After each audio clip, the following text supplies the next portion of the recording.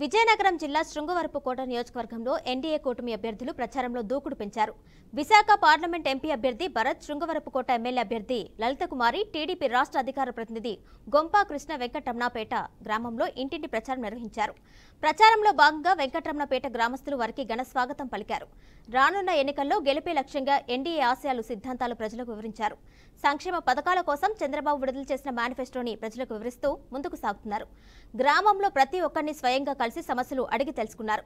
అధికారుల దృష్టికి తీసుకెళ్లి సమస్యల పరిష్కారానికి కృషి చేస్తామని వారు హామీ ఇచ్చారు.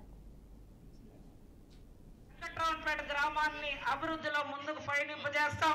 అదే విధంగా హై స్కూల్ అప్గ్రేడ్ కూడా చేసి నేను మన ఏవైతే ఇవాళ 6వ తరగతి వరకే క్లాసులు ఉన్నాయో దాన్ని అప్గ్రేడ్ చేసి 10వ తరగతి వరకు ఇంకా భగవంతుడి అనుగ్రహం ఉంటే ఇంటర్మీడియట్ కాలేజీ వరకు కూడా మేమందరం ప్రయత్నం చేస్తామని కూడా ఈ వేదిక ద్వారా నేను మీ అందరికీ మాటిస్తూ, అమ్మ ఒక్క అవకాశంలో మొన్న మోసపోయాం.